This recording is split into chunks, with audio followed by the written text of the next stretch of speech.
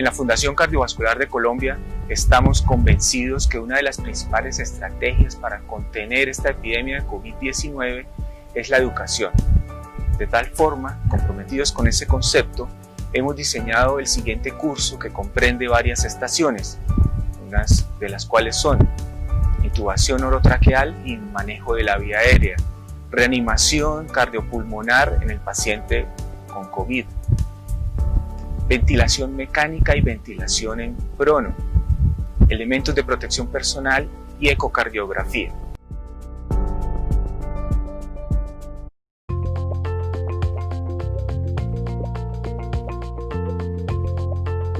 Esperamos que este curso sea de gran utilidad para toda la comunidad médica.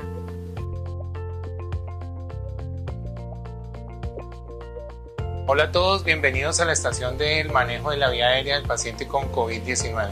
La idea es que revisemos de una forma sencilla y sintetizada cuáles son los pasos y las precauciones que debemos tener cuando vamos a abordar la vía aérea de estos pacientes.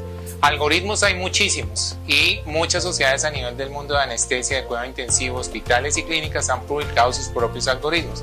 En esta estación nosotros vamos a tratar de hacer algo resumido, conciso y que el personal de salud no corra riesgo cuando se va a acceder a la vía aérea. El primer paso es contar nosotros con un espacio limpio.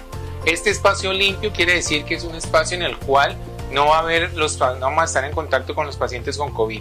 Y allí vamos a tener los dispositivos de vía aérea, vamos a tener los medicamentos, vamos a tener un plan de intubación y vamos a tener los equipos de protección personal. O sea, es el sitio donde nosotros nos vamos a utilizar, vamos a vestirnos con todos los dispositivos de protección personal y vamos a hacer nuestro plan de acceso a la vía aérea. Posteriormente nos vamos a ir al paso del alistamiento. En el paso del alistamiento lo que vamos a asignar es roles. Las guías dicen que en este momento entre menos gente haya con el paciente con COVID es mucho mejor. Para la intubación se requieren 2 personas. Ojalá el que vaya a intubar sea la persona más experta en el manejo de la vía aérea y puede ser otra persona también médica o una enfermera jefe que esté con ese paciente.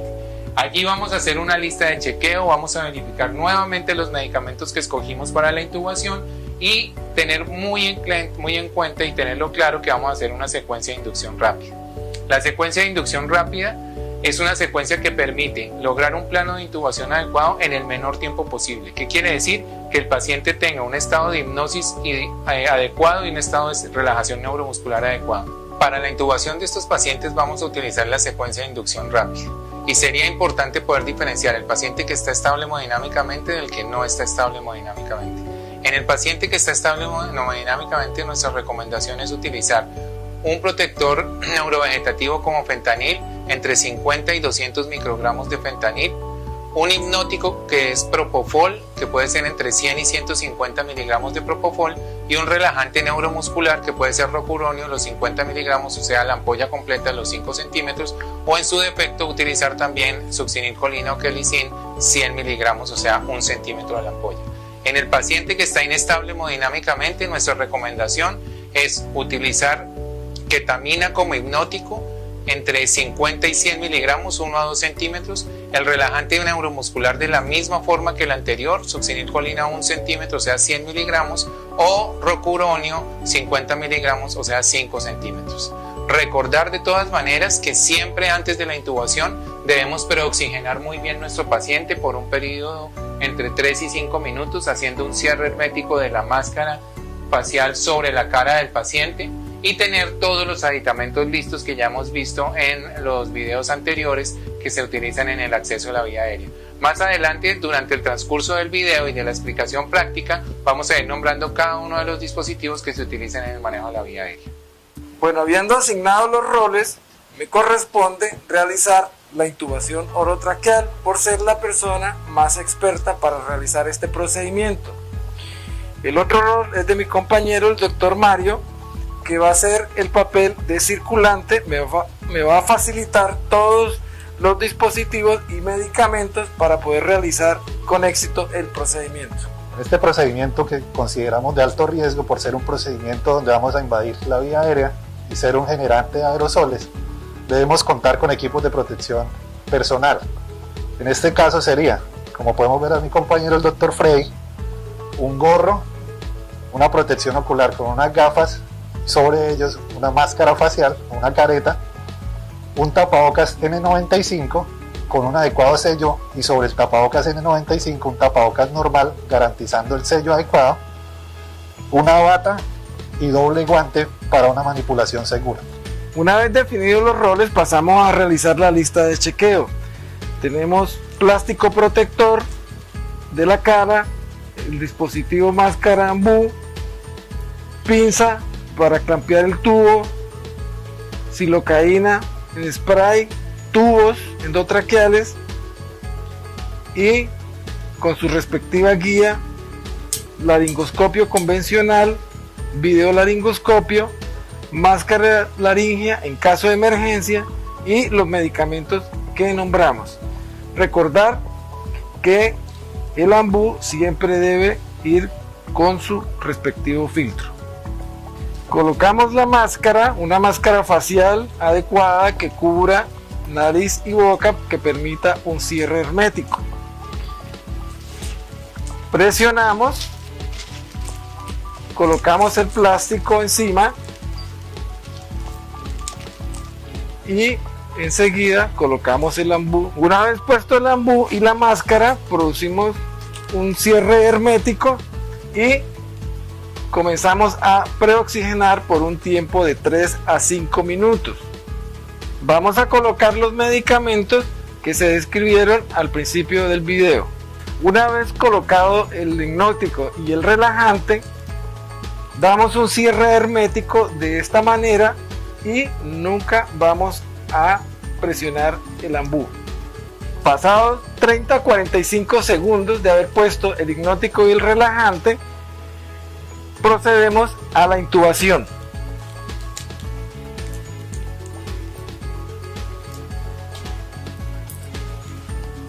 Laringoscopio.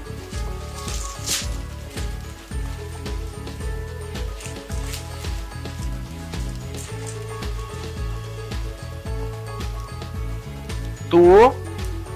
El plástico.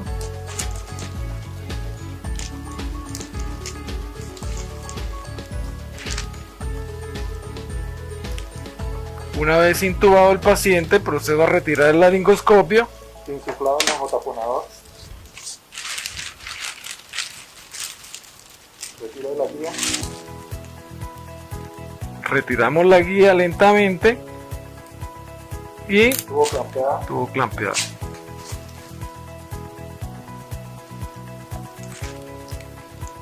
Filtro puesto. Desclampeamos. Tubo. Iniciamos la ventilación. Y verificamos que la canografía esté presente. Y si no tenemos canografía, nos podemos guiar por los signos clínicos de la expansión pulmonar y la columna de aire. En lo posible debemos evitar la auscultación.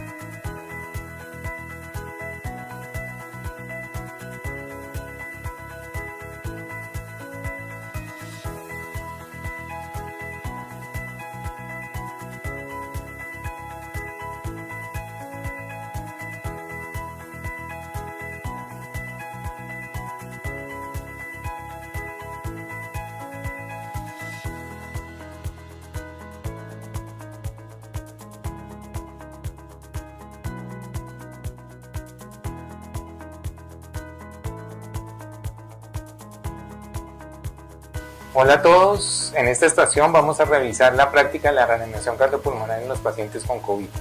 Normalmente en todas las instituciones de salud existen los carros de paro. En esos carros de paro siempre debe haber un desfibrilador, debe haber una parte para el almacenamiento de los medicamentos que se utilizan durante el paro, debe haber una parte destinada al kit de manejo de la vía aérea y debe tener una tabla en la reanimación para que las compresiones sean efectivas. Adicional a eso, en las unidades de las clínicas debemos contar con los siguientes aditamentos cuando vamos a reanimar a un paciente con COVID. Uno de ellos es el plástico. Algunos grupos recomiendan el uso de este plástico para colocarlo sobre la superficie del paciente, así como yo les estoy mostrando, que lo vamos a ver mejor en la estación de vía aérea, para disminuir el riesgo de contaminación con las secreciones del paciente. El otro dispositivo que se sugiere cuando uno va a intubar a un paciente es un laringoscopio. Ojalá que el laringoscopio sea un laringoscopio de video, lo cual va a facilitar muchísimo la visualización de la vía aérea y que en el primer intento sea exitosa la intubación. Otro dispositivo que vamos a utilizar es el filtro. Este filtro debe estar conectado, haciendo una interfase entre el ambú y la conexión a la máscara, si estamos haciendo un cierre hermético de la máscara sobre la cara del paciente, o entre el ambú y el tubo orotraqueal cuando estén con el paciente intubado, o entre el ambú o el tubo orotraqueal y el circuito del ventilador. El otro dispositivo necesario para acceder a la vía aérea de estos pacientes es la guía de intubación. Esta todos la conocen, en todos los carros de paro está presente y nos facilita que el primer intento de intubación sea exitoso. Otro dispositivo que vamos a utilizar son las pinzas. Estas pinzas se van a utilizar cuando nosotros hayamos logrado asegurar la vía aérea del paciente. Lo primero que vamos a hacer después de intubado es inflar el neumotaponador. Después de haber inflado el neumotaponador, vamos a retirar la guía que está dentro del tubo, y al retirar la guía vamos a hacer un pinzamiento del tubo orotraqueal. Este pinzamiento del tubo orotraqueal se mantiene mientras no esté conectado ni el filtro al ambú o mientras no esté conectado el tubo al filtro y al circuito de la ventilación mecánica. Cuando estos ya están conectados y aseguramos que hay un circuito cerrado en la ventilación y el neumotaponador ha sido insuflado, podemos soltar la pinza. Adicional a esto, en las maniobras de reanimación vamos a utilizar doble guante y vamos a utilizar el tapabocas normal convencional quirúrgico sobre el tapabocas N95. Y en eso consiste el kit adicional de los dispositivos que se utilizan en la reanimación cardiopulmonar en los pacientes con COVID. En este momento me encuentro con los doctores Mario Castillo, anestesiólogo intensivista de la Fundación Cardiovascular, y el doctor Raúl Vázquez, también anestesiólogo intensivista de la Fundación Cardiovascular. En esta estación vamos a revisar el manejo de los pacientes que presentan paro cardíaco, las maniobras de reanimación en aquellos pacientes con COVID-19. Vamos, don Gabriel. Don Gabriel, no responde, no respira, no tiene pulso, este paciente está en paro. Voy a activar el código azul. Código azul, paciente en paro.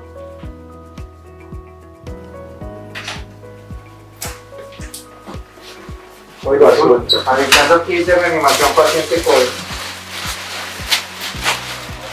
Seguremos el sello de la vía aérea. Sello garantizado. Filtro puesto, ambú conectado. Inicio de compresiones. Alistemos para intubación endotraqueal.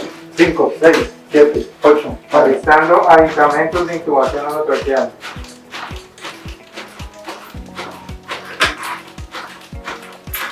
Listo, medicamentos de intubación endotraqueal. Desconectamos el ambú.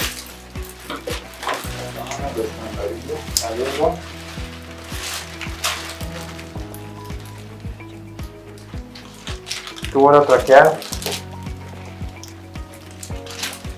Listo, voy a asegurar. Inflado neumotaponador. Retiro la guía. Tubo clampeado. Filtro. Filtro conectado. Ambú conectado. Reinicio de compresiones. Destampeo tubo. 2. Fijar tubo orotraqueal.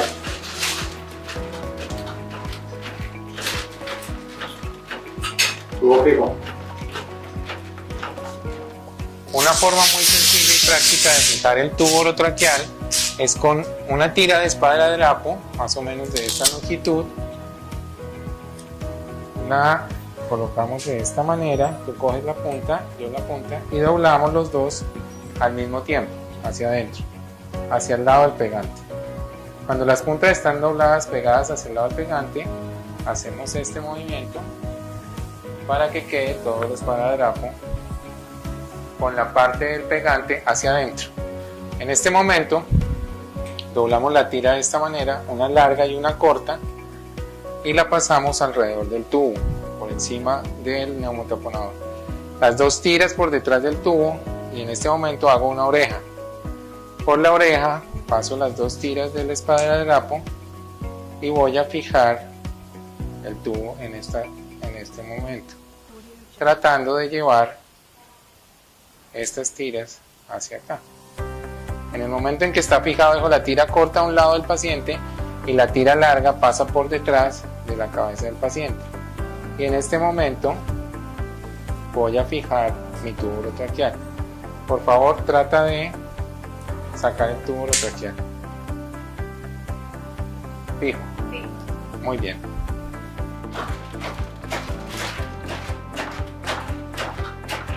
Dos minutos, verifiquemos ritmo. Ritmo desfibrilable. Paciente tiene pulso, tenemos ritmo de perfusión. Traslademos a UCI.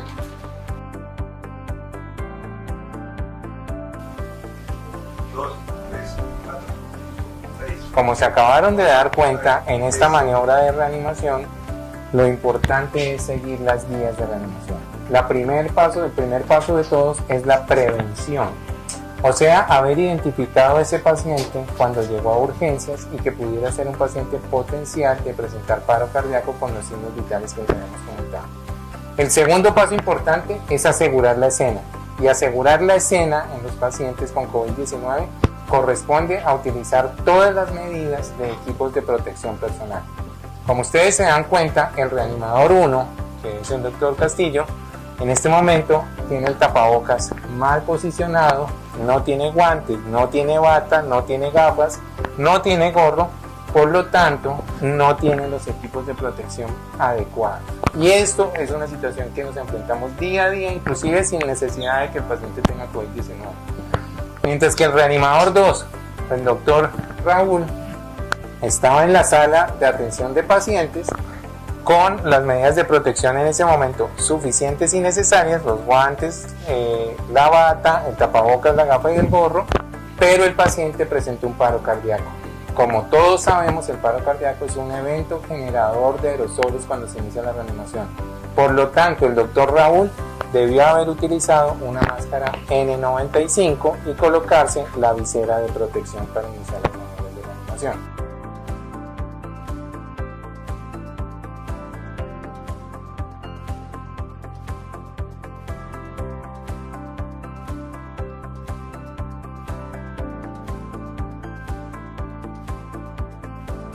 En este módulo se busca explicar la ventilación mecánica para todo el personal de salud.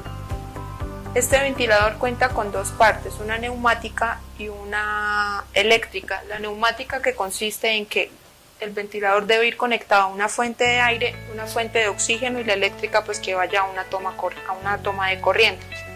En esta institución vamos a contar con el ventilador 840 y vamos a explicar el uso de este dispositivo. Entonces, para prenderlo, en la parte frontal del ventilador se encuentra el botón de encendido,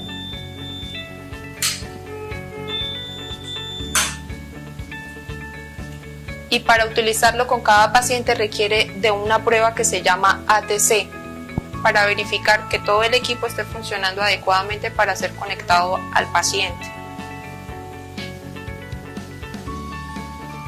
Esta prueba toma más o menos 5 minutos para verificar que todo el equipo funcione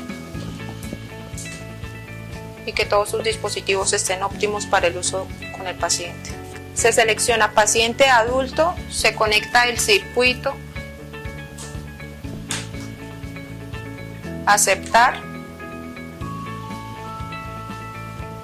y el ventilador le va indicando qué pasos a seguir.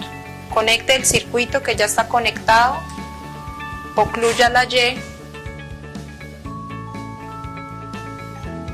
Pasado un tiempo, después de realizadas las 3 primeras pruebas, Se realiza, desconecte la salida del paciente, que vendría siendo la parte expiratoria del circuito.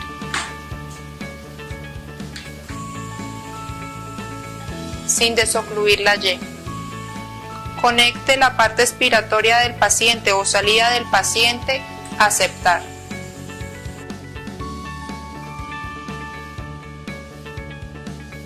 Destape la Y, aceptar.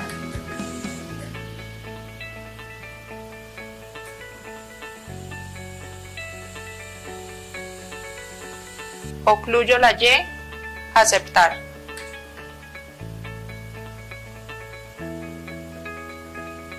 Destape la Y y con esto concluimos la prueba para poder conectar el ventilador al paciente. Con esto ya hemos verificado de que el dispositivo se encuentra en buen estado para ser utilizado.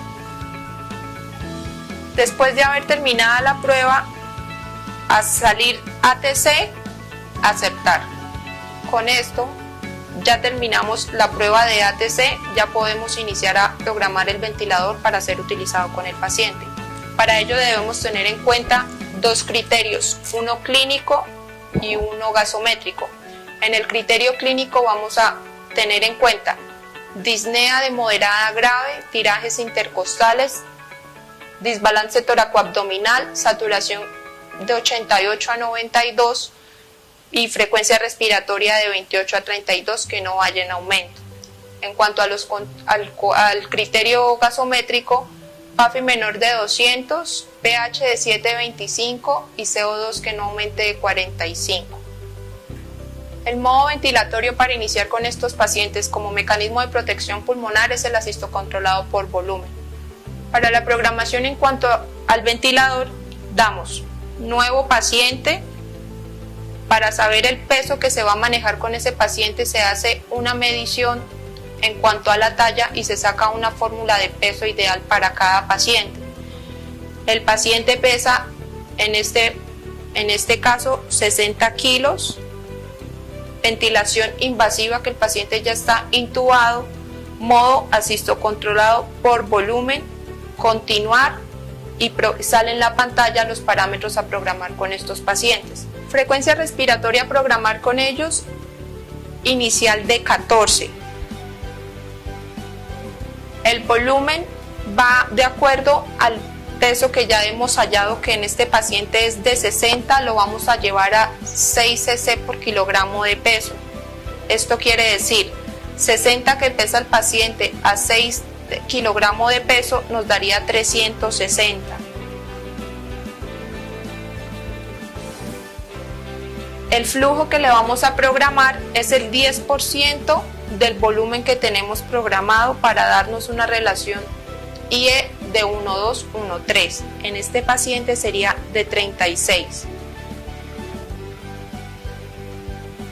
PIB inicial en ellos de 12.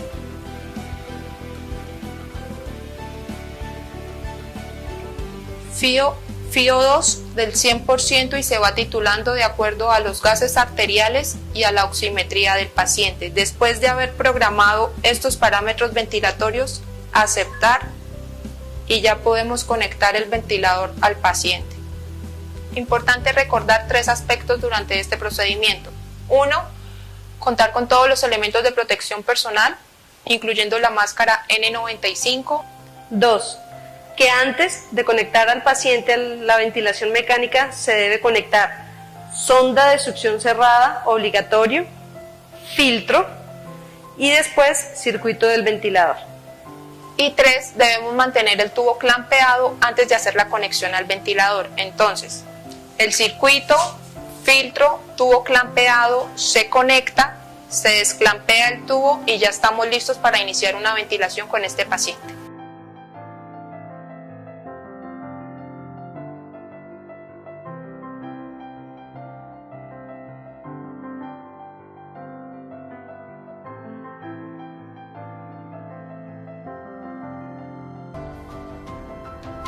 Hola a todos, yo soy Leonardo Salazar, soy el director del programa de ECMO y asistencia ventricular de la Fundación Cardiovascular de Colombia. Y hoy quiero hablarles a ustedes de algo que me preocupa mucho.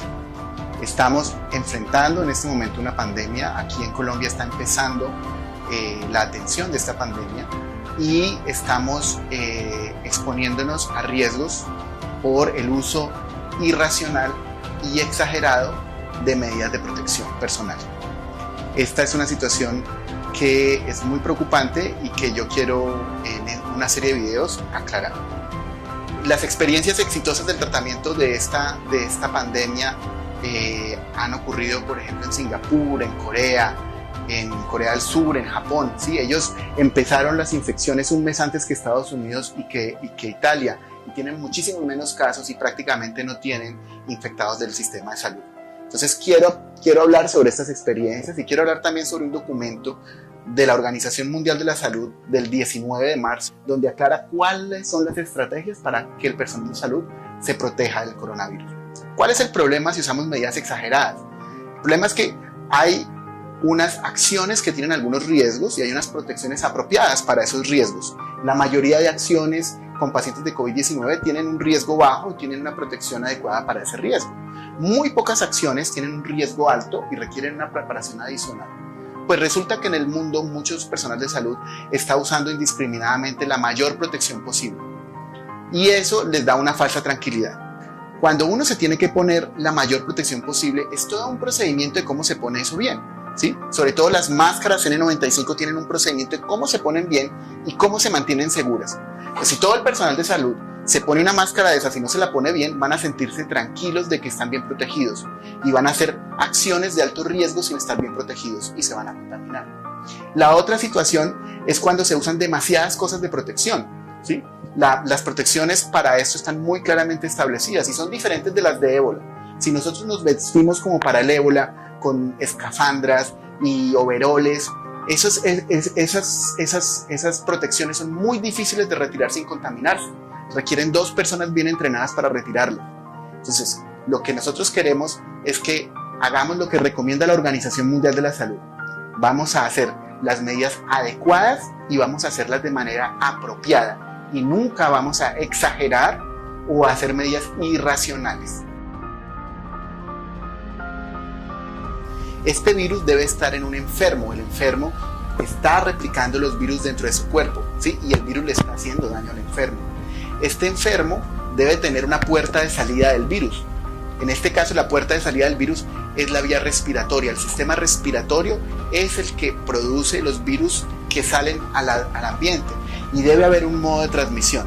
Ese modo de transmisión son las gotas, ¿sí? Cuando uno tose, estornuda o habla, salen gotas y si la persona está enferma, en esas gotas van los virus, ¿sí? Esas gotas son de un tamaño más bien grande y esas gotas se afectan por la gravedad, se dejan caer por la gravedad, ¿sí? Entonces esas gotas, si se producen desde aquí antes de 1 metro, ya han caído, ¿sí? No hay ninguna a 2 metros. Entonces si uno tiene esta distancia, pues uno no se contagia. Lo otro es que las personas cuando estornudan o tosen contaminan su mano y contaminan las superficies. Entonces esos son los 2 modos de transmisión, las gotas y las superficies.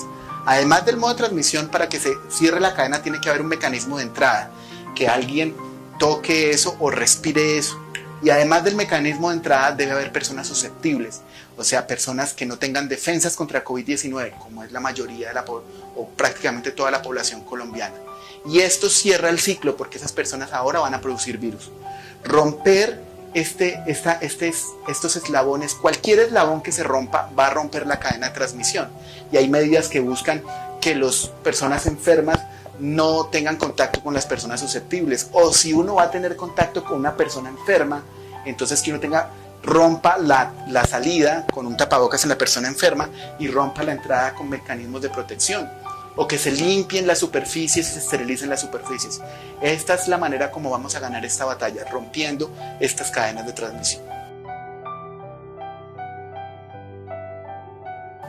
Lo primero es, si nosotros vamos a entrar en contacto con una persona sospechosa o confirmada de COVID-19, nosotros tenemos que tener protección contra gotas y contra el contacto. ¿sí? Ahora vamos a especificar bien esas protecciones, pero las personas que entran en contacto son los que examinan al paciente, los que aplican medicamentos, los que toman muestras, los visitantes o los familiares. Si van a entrar en contacto con estas personas, deben tener una protección adecuada para gotas y para contacto. Hay que limitar el número de personas que interactúan con estos pacientes, limitar el número de visitas, limitar la exposición de familiares, limitar el personal de salud al mínimo necesario para hacer solamente las acciones que son absolutamente necesarias. Lo otro es el lugar donde esos pacientes se ubican, ¿sí? Si hay un paciente que es sospechoso o confirmado y requiere hospitalización, debe ubicarse o en un lugar en que esa persona esté solo, en una habitación sola, o en un lugar donde tengamos solamente pacientes que tengan sospecha de COVID-19. Una vez los pacientes se confirman, deben ir a un lugar donde hayan solamente pacientes confirmados de COVID-19. Ese espacio debe estar bien ventilado, ¿sí? Y entre cada paciente debe haber más de 1 metro de separación en las camas de los pacientes. El equipo de salud que atiende a estos pacientes debe atender únicamente pacientes sospechosos y confirmados, ¿sí? Si hay personas que están atendiendo pacientes de otras enfermedades o están atendiendo urgencias con otras enfermedades, esas personas no deben ser las mismas que atienden personas con sospecha o con confirmación de COVID-19. Ahora, ¿cuál es el equipo de protección personal que se requiere? Las personas que entran en contacto con pacientes con COVID-19 deben usar una máscara médica facial normal, ¿sí? No se necesita usar una máscara especial, se usa una máscara médica normal. Deben usar también una bata, ¿sí? Una bata desechable, o puede ser reusable, pero debe estar limpia, o sea, no se debe haber usado con ningún paciente antes. Si es desechable, debe ser nueva, y si es reusada, debe haberse limpiado adecuadamente entre paciente y paciente. Y estas deben ser largas, que cubran todo el cuerpo, y deben tener manga larga. También necesitamos usar guantes, ¿sí? Estos guantes no deben ser estériles, deben ser guantes limpios, ¿sí? Guantes de látex limpios como estos. Y también debemos proteger nuestros ojos, ¿sí? Con unas gafas, ¿sí? Unas gafas como estas, o puede ser también una máscara facial. Esos son los 4 elementos que nosotros necesitamos para la protección cuando estamos en contacto con pacientes sospechosos o pacientes confirmados de COVID-19. Una vez terminamos de atender al paciente y de estar en contacto con él, esto es solamente cuando estamos en contacto con los pacientes, ¿sí? Cuando ya no estamos en contacto con el paciente y salimos a hacer otra cosa, debemos retirarnos todos estos materiales sin contaminarnos, y si son desechables debemos desecharlos, ¿sí? Y si la bata y las gafas son reusables, entonces debemos ponerlas en un sitio para que sepan que deben ser limpiadas, ¿sí? Después de que salimos tenemos que hacernos higiene de manos antes y después de ponernos el equipo de protección personal, y en los 5 momentos que recomienda la Organización Mundial de la Salud. Tenemos que evitar tocarnos la cara, los ojos, la nariz cuando estamos atendiendo a estos pacientes. El traslado de estos pacientes también debe hacerse con cuidado. Debemos limitar los traslados a lo mínimo necesario, a lo que sea indispensable. Si trasladamos al paciente, el paciente tiene que llevar una máscara facial. Las personas que trasladan al paciente tienen que llevar estos elementos. La ruta de traslado tiene que estar diseñada para disminuir la exposición de otras personas. Y el sitio donde va a llegar el paciente debe estar informado para que estén preparados para recibirlo con estos elementos. Debemos desinfectar las superficies del sitio donde está el paciente o de los sitios que se usan para el traslado, ¿sí? Tenemos que limitar al mínimo el número de personas que atienden o que entran en contacto con estos pacientes, y tenemos que registrar estas personas para que si sale positiva la prueba de algunas personas, sepamos quiénes estuvieron en contacto con ellos. Una gota es una partícula que tiene líquido, ¿sí? Y que adentro tiene células o virus, y que se comporta de acuerdo a los sólidos que se dejan afectar por la gravedad. Cae muy rápidamente al piso, y antes de 1 metro, una persona que ha tosido o ha estornudado, prácticamente todas las gotas que produce caen al piso en muy poco tiempo. Pero hay procedimientos en el sistema de salud, en la atención de pacientes, que hacen que entren flujos de aire de gran velocidad entre las vías respiratorias. Y esos flujos de aire de gran velocidad fragmentan estas gotas en partículas mucho más pequeñas, ¿sí? Que tienen adentro núcleos infecciosos. Esas partículas se llaman aerosoles y un aerosol se comporta como una suspensión. Estas partículas no caen rápidamente, sino que se dejan llevar por el flujo del aire y de la atmósfera, ¿sí? Entonces son capaces de contagiar a personas a mayor distancia, a personas que no están en contacto cercano con el paciente, ¿sí? Y requieren medidas de protección diferentes, ¿sí? ¿Qué procedimientos generan aerosoles? Los procedimientos que generan aerosoles son la intubación orotraqueal, la ventilación con ambú, la reanimación cardiopulmonar, la fibrobroncoscopia, la aspiración de secreciones abierta y la ventilación no invasiva o la ventilación con oxígeno, con dispositivos de oxígeno a alto flujo. Esos procedimientos son generadores de aerosoles. No ocurren en cualquier lugar del hospital y una parte muy importante del control de esta enfermedad es que las personas que sean sospechosas o confirmadas de COVID-19, los procedimientos generadores de aerosoles se hagan en ciertos espacios delimitados, apropiados, bien señalizados, para que la gente sepa que por fuera de esos espacios puede estar tranquila y en esos espacios tiene que evaluar si corre riesgo o no. Entonces, ¿cuáles son esos espacios? Esos espacios deben ser cuartos bien ventilados, ¿sí? Con ventilación natural y una ventilación natural abundante, ¿sí? Que debe tener más de 180 litros por segundo por paciente. Eso es una cosa que es difícil de medir, pero en general son cuartos muy bien ventilados. Si estos cuartos no están bien ventilados, pueden ser también cuartos de presión negativa, que generen más de 12 recambios por hora. Estos cuartos son mucho más difíciles de conseguir, ¿sí? Entonces, nosotros si hacemos un procedimiento generador de aerosoles, si queremos que ese aerosol no infecte otras gente y se disipe rápidamente, tiene que ser en un espacio adecuado. Nosotros, si vamos a entrar a hacer un procedimiento generador de aerosol, lo primero que tenemos que preguntarnos es si somos necesarios. La menor cantidad de gente debe estar en ese procedimiento. Solo los que son fundamentales y necesarios.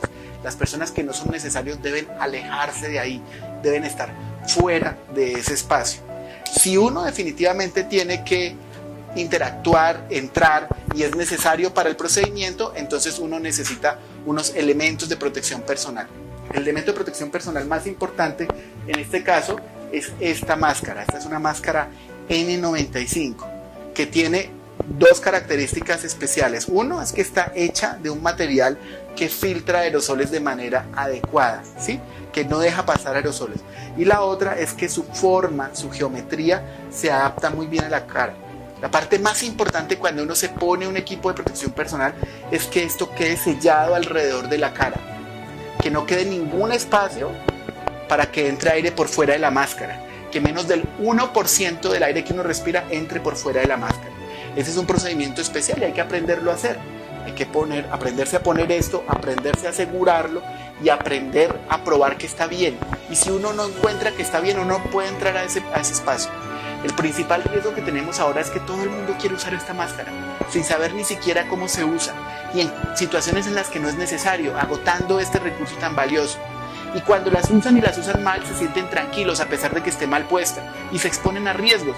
Solo debemos usar este elemento para este tipo de procedimientos y debemos estar entrenados en cómo se pone y cómo se quita. Además de esto, necesitamos protección para los ojos, que son o gafas, o puede ser también una máscara facial, ¿sí? Debemos también tener una bata. Esta bata debe estar limpia, debe cubrirnos el cuerpo, debe tener manga larga. Esta bata debe ser limpia, no debe haber sido usada. Si es desechable, tiene que ser de un solo uso. Si es reusada, tiene que haber sido limpiada adecuadamente antes, ¿sí? Desinfectada adecuadamente antes. Esta máscara, si uno va a hacer un procedimiento donde se espera que se pierda mucho fluido, ¿sí? Como por ejemplo la atención de un parto, esto debe ser impermeable o tener algo impermeable debajo. Y además de esto, debemos usar los guantes. Una vez se termina el procedimiento de retirar esto, es muy importante y tenemos que aprenderlo bien. ¿Cómo se retira uno todo esto sin contaminarse? Es un proceso que es complejo, ¿sí? Entonces, la gente que utiliza una armadura para protegerse y no se la sabe poner, no se va a proteger bien. Y si no se la sabe quitar, está corriendo riesgos. Entonces, usemos los mecanismos, los elementos de protección personal apropiados. Solamente usemos esto si vamos a hacer procedimientos generadores de aerosoles en pacientes que sean sospechosos o confirmados de COVID-19. Usémoslos bien y retirémonos bien. Colocación de elementos de protección personal durante la atención del paciente con sospecha o diagnóstico confirmado de COVID-19. Colóquese la máscara N95.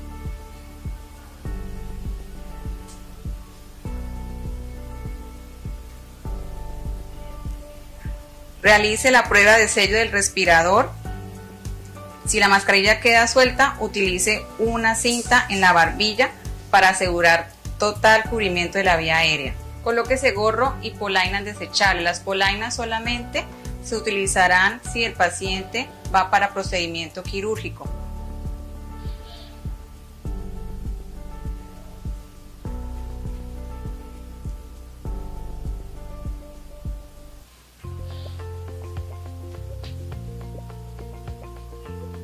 Luego, la bata desechable.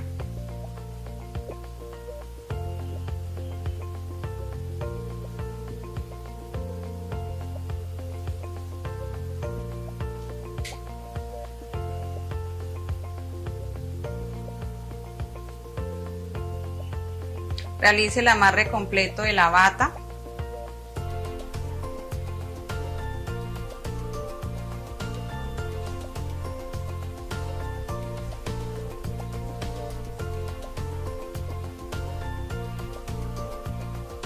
Colóquese las gafas.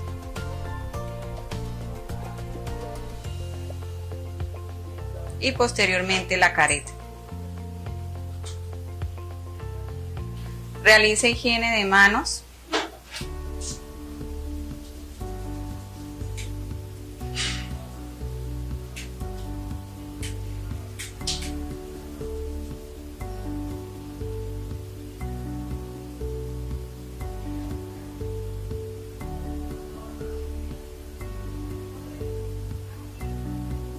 Colóquese los guantes que cubra el puño de la bata.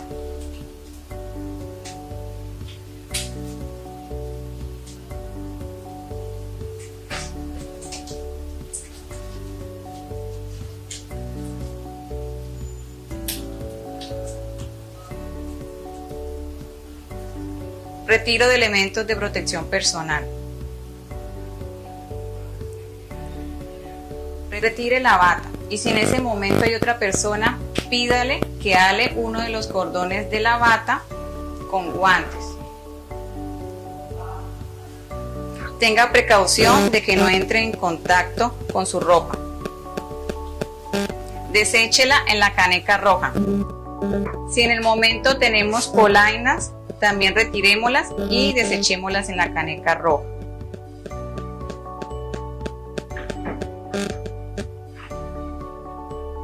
Retírese los guantes y deséchelos en la caneca roja.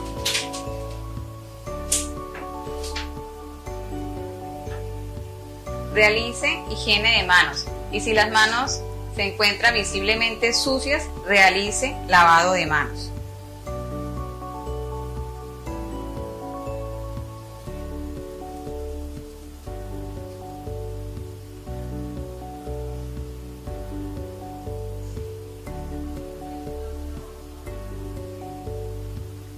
Use un nuevo par de guantes.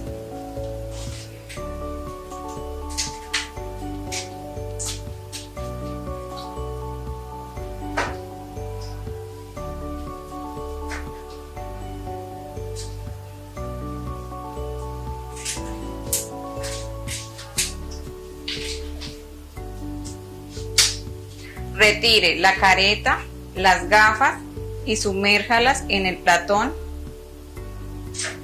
con detergente enzimático.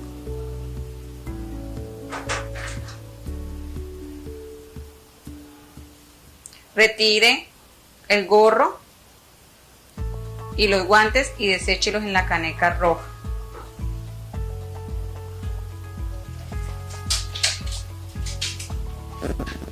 Realice higienización de manos. Y si las manos se encuentran visiblemente sucias, realice lavado de manos.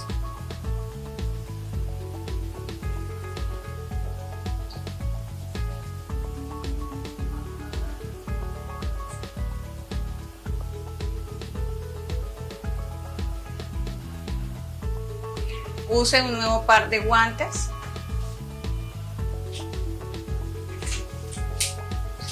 Retire y deseche la mascarilla N95.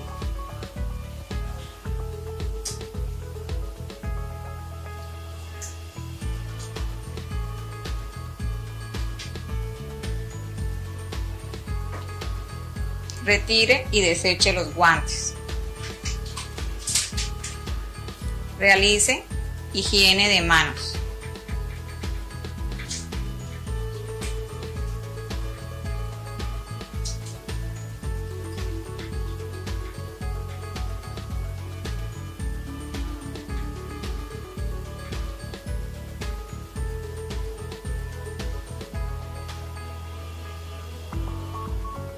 Utilice una nueva mascarilla N95 si va a permanecer a menos de 2 metros de distancia del paciente.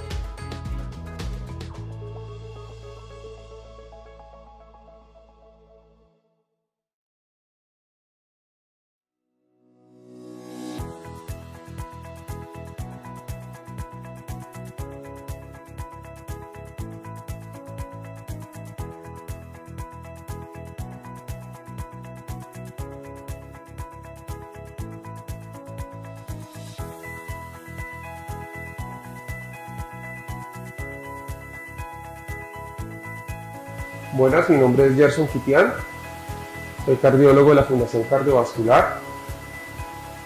En este capítulo vamos a mostrar una estrategia ecocardiográfica del paciente crítico.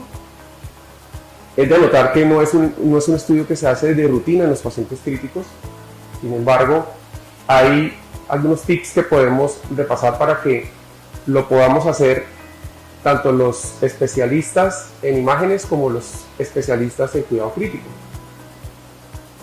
Es de notar que el paciente en cuidado crítico y principalmente el paciente que está inestable respiratoriamente y hemodinámicamente, no podemos girar al paciente.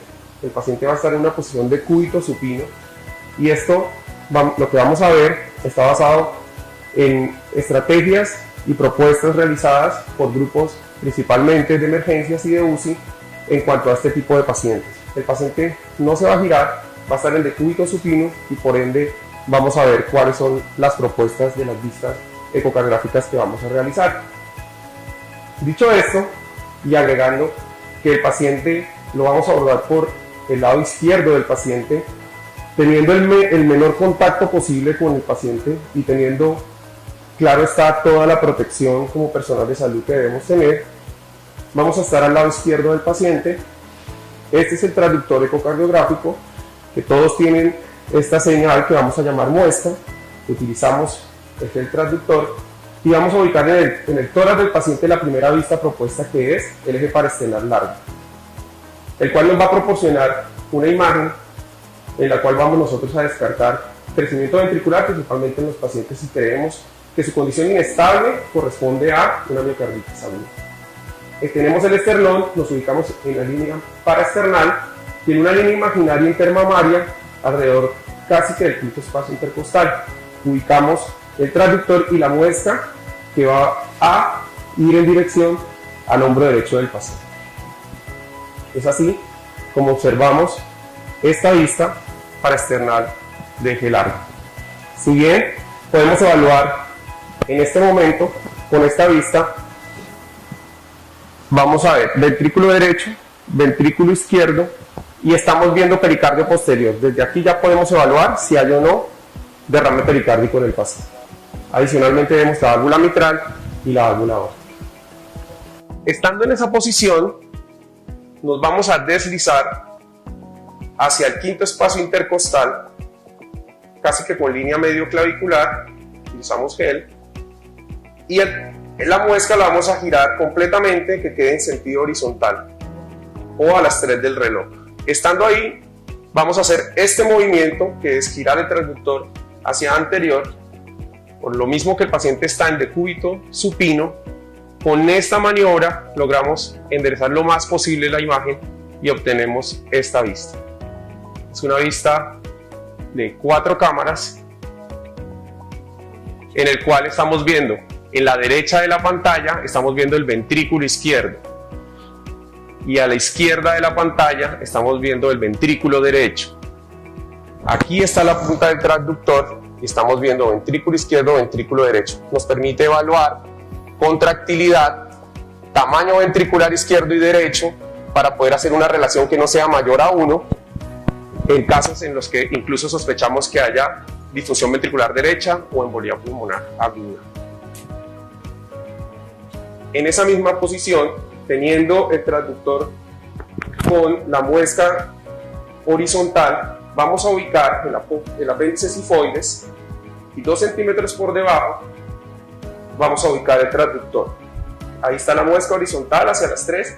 Vamos a hacer algo de presión y hacemos la inclinación hacia anterior del transductor y encontramos esa imagen que es la vista subsifoidea, en la cual principalmente nos sirve para descartar que no haya derrame pericárdico. Estamos viendo el pericardio, esto es hígado, pericardio, no hay una interfase, por lo cual no hay derrame pericárdico en este paciente. Vemos ventrículo derecho, ventrículo izquierdo. Y algo importante, que estando en esa misma posición, y en los pacientes críticos nos sirve, es seguir girando el transductor en contra de las manecillas del reloj hasta que en la imagen que tenemos en el ecocardiógrafo encontramos la vena cava. Ahí está la vena cava, es esta estructura que vemos acá. ¿Para qué nos permite? Para ver su tamaño, si está dilatado, si se colapsa con la inspiración o con los movimientos inspiratorios que esté dando el ventilador si el paciente está intubado en estos casos. De esta manera podemos evaluar esas 3 vistas que en cuidado crítico y en este caso en los pacientes que no se pueden movilizar porque están muy inestables, puntualmente si queremos enfocar en los pacientes con COVID, nos permite tener estas 3 vistas y con información relevante en cuanto a 1, tamaño ventricular y ver si el paciente está teniendo o no alteraciones correspondientes a miocarditis por su infección que tenga y si eso es lo que lo está inestabilizando. 2, estamos viendo el ventrículo con 4 cámaras y vemos subjetivamente su fracción de eyección. Y 3, estamos viendo una vista subsifoidea en donde estamos evaluando si el paciente tiene derrame pericárdico o no. Y adicionalmente, con una maniobra muy fácil y rápida, podemos evaluar también el tamaño de la vena cava.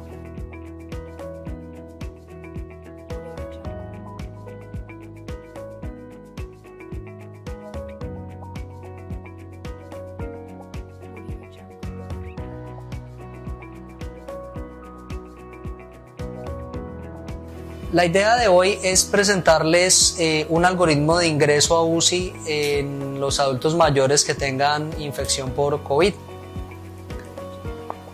Este tema es importante porque un porcentaje importante de pacientes, hasta el 15% de los pacientes son mayores de 65 años.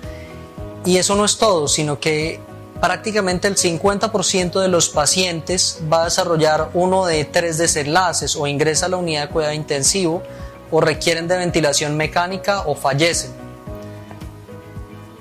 De hecho, la mortalidad en octogenarios es del 20%, y esto se ve más fuerte en los pacientes que tienen alta carga de comorbilidad dadas por enfermedades cardiovasculares, diabetes mellitus, enfermedad renal crónica, enfermedades respiratorias. Y de hecho, tener 3 de estas comorbilidades o más hace que la mortalidad ascienda a un 67%.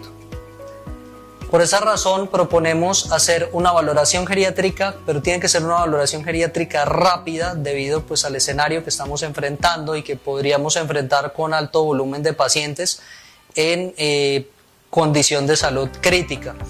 Entonces, por esa razón proponemos inicialmente hacer un triage en urgencias, que sería elaborado por personal no geriatra, donde vamos a valorar lo que se llama el espacio vital y clasificaremos a los pacientes en adultos mayores confinados a la cama, confinados a la casa, o pacientes adultos mayores de la comunidad, porque se ha visto que el espacio vital de los pacientes se correlaciona con su fragilidad y funcionalidad. Posteriormente se realizará una valoración geriátrica rápida con estas escalas que observamos acá, que esta sí será llevada a cabo por los geriatras del hospital. Utilizaremos la escala de Bartel para evaluar la funcionalidad básica de los pacientes.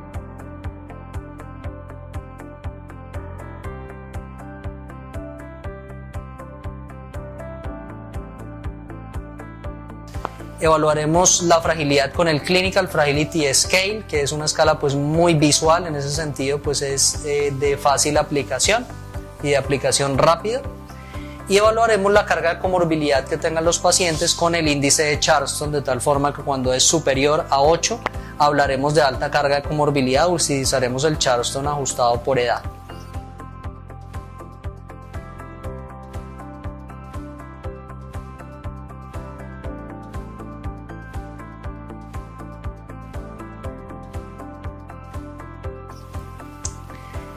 Se tomarán estos laboratorios para el cálculo de un índice pronóstico a un año inespecífico en pacientes que ingresan al hospital, que se llama el BICEP. Evaluaremos el dímero D, ya que cuando este valor es mayor de 1000, eso habla de mal pronóstico.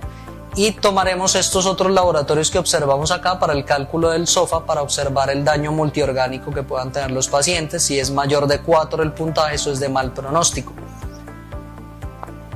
Este es el primer abordaje de triage inicial del que estábamos hablando, basado en el espacio vital, donde evaluamos el nivel de independencia del paciente, de tal forma que le vamos a preguntar a los pacientes o a los familiares: hace un mes usted era capaz de salir solo de la casa sin ayuda.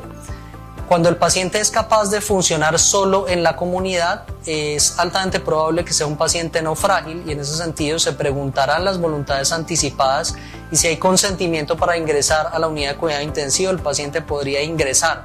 Si la condición clínica lo permite y el paciente se puede manejar en piso, pero se descompensa, también ingresaría a la unidad de cuidado intensivo. Después realizaremos esta pregunta: ¿hace un mes usted era capaz de movilizarse solo en su casa sin ayuda? Si la respuesta es sí, estamos hablando de un paciente confinado a la casa y es altamente probable que ese paciente sea frágil. Este paciente nosotros proponemos que no sea llevado a la unidad de cuidado intensivo para ventilación invasiva, porque los pacientes frágiles que ingresan a la unidad de cuidado intensivo ya tienen una mortalidad más alta.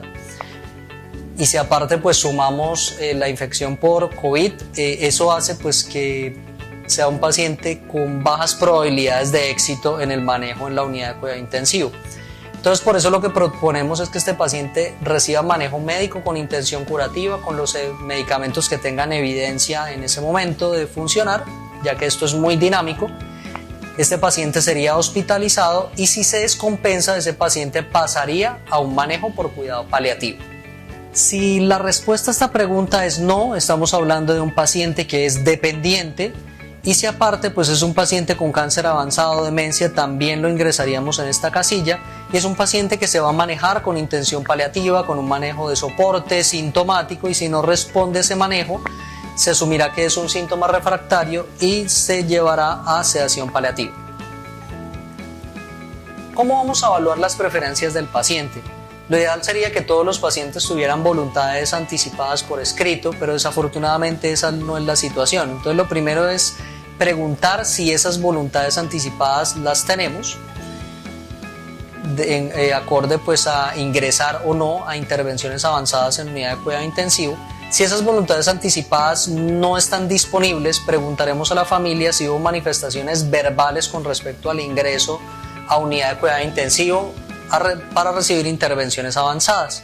Si no hay estas manifestaciones verbales, le preguntaremos al familiar, teniendo en cuenta que el familiar conoce mejor al paciente que nosotros, si el familiar considera que el paciente hubiese deseado ingresar a la unidad de cuidado intensivo para intervenciones avanzadas, y se hace con esta pregunta: ¿usted, que conoce mejor al paciente, cree que él o ella hubiesen deseado ser ingresados a la unidad de cuidado intensivo y sometidos a intervenciones avanzadas?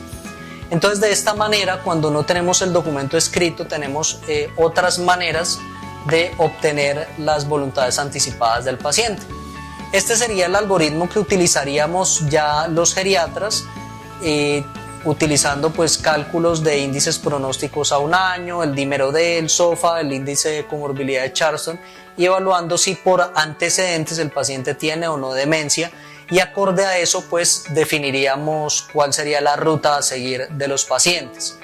Es decir, este algoritmo se aplicaría después de que los no geriatras hagan el primer abordaje, y con esto pues podemos afinar un poco más el ingreso a los diferentes niveles del hospital y cuáles serían los objetivos de manejo.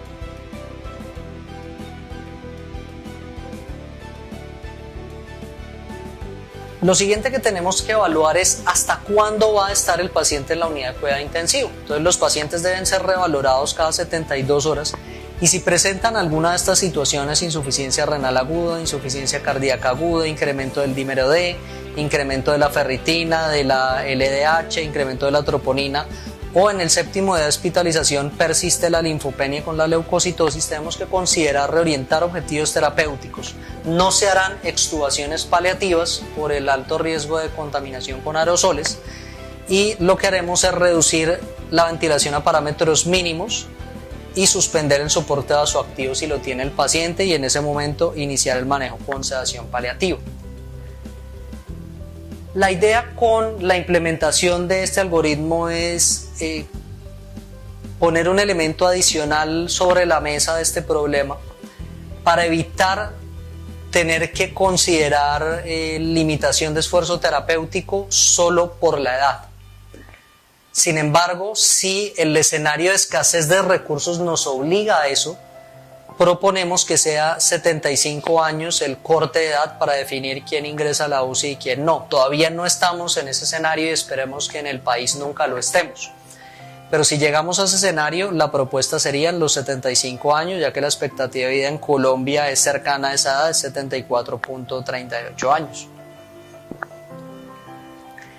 Entonces aquí tenemos ejemplos de un adulto mayor robusto, un adulto mayor frágil y un adulto mayor dependiente.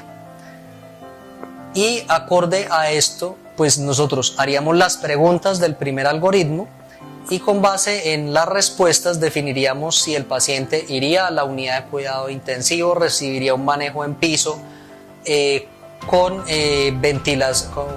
alcance ventilatorio máximo, oxígeno a alto flujo por máscara de no reinhalación, o si iría a un manejo con cuidado paliativo.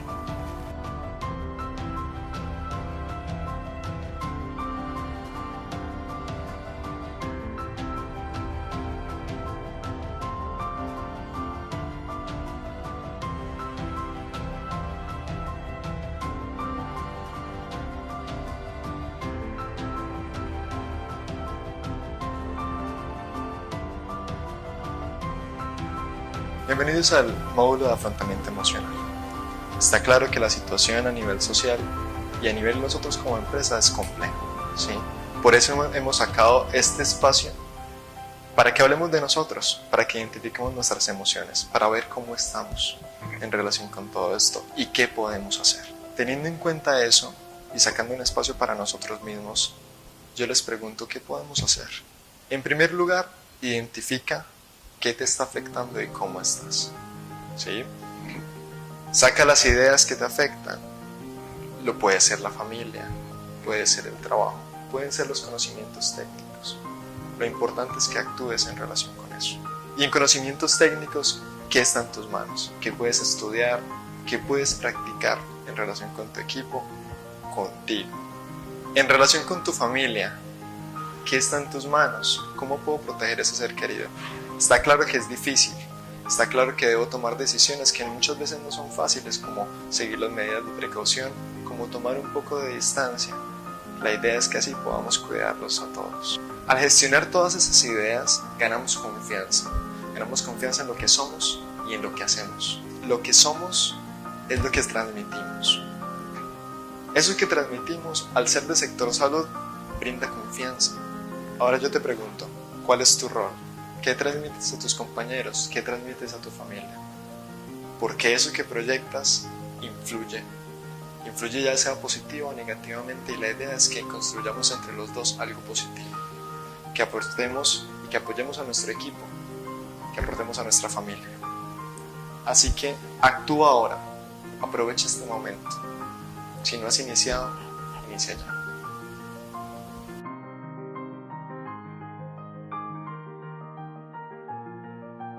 Este video tiene como fin socializar la ruta del manejo de cadáveres con causa de muerte probable o confirmada por COVID, teniendo en cuenta las indicaciones del Ministerio de Salud y todas las precauciones ante la dignidad humana que se deben cumplir en todo momento durante este proceso.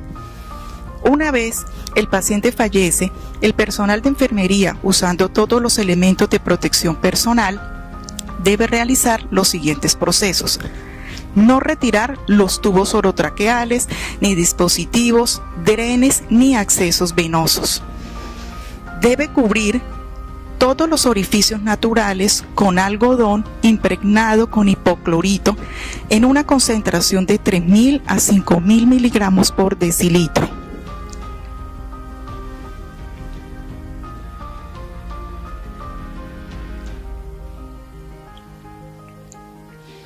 Envolver completamente el cadáver, evitando contacto directo con los fluidos y heces, con doble sábana o en tela antifluido que cubre la cama donde fue atendido el paciente.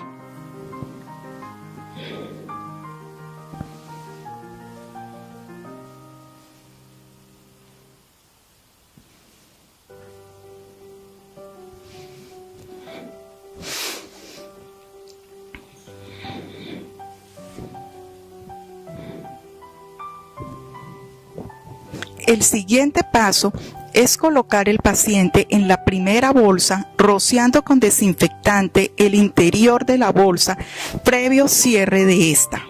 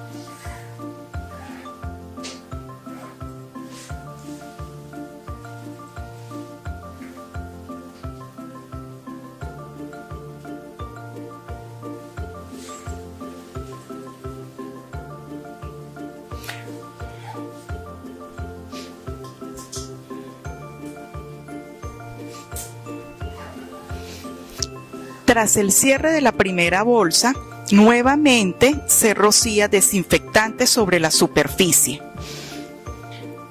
Y posteriormente se repite el embalaje en una segunda bolsa.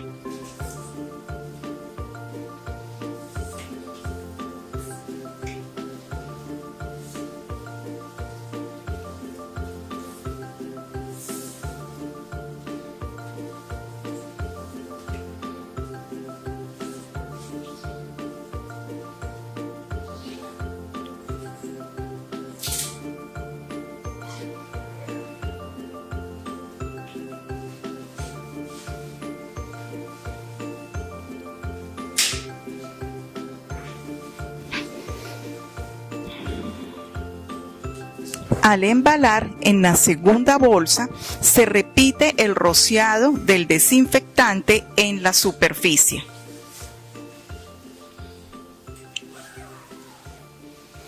Este desinfectante puede ser solución de hipoclorito en una dilución de 1,50, alcohol al 70 o 95%. Al culminar este proceso, se debe desinfectar los guantes exteriores utilizados durante el embalaje con alcohol isopropílico al 70% y desechar.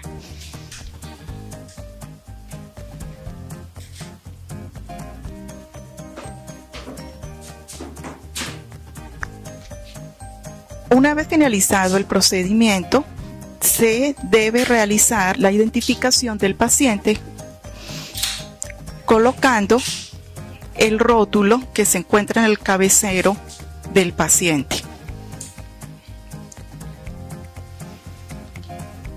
Y se rocía con alcohol nuevamente.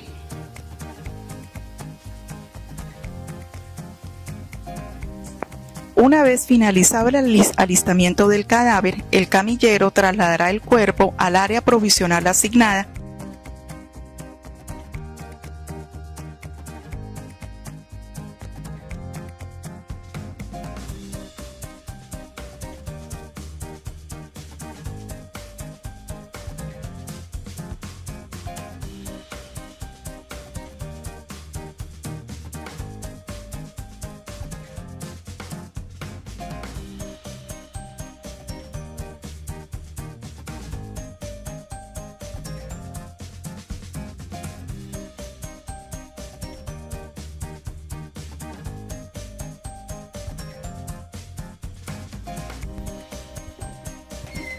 El ascensor utilizado para el traslado del cadáver se ha asignado el ascensor interno número 11. Hay que recordar que tanto el camillero como el vigilante deben utilizar todos los elementos de protección personal: careta, tapabocas, gafas y material desechable que posteriormente debe ser retirado según los protocolos y arrojados a bolsa roja. El ascensor utilizado para el transporte del cadáver se debe realizar inmediatamente aseo terminal utilizando todos los elementos de protección personal. Igualmente, el trayecto por donde ha pasado el cadáver se realiza aseo terminal.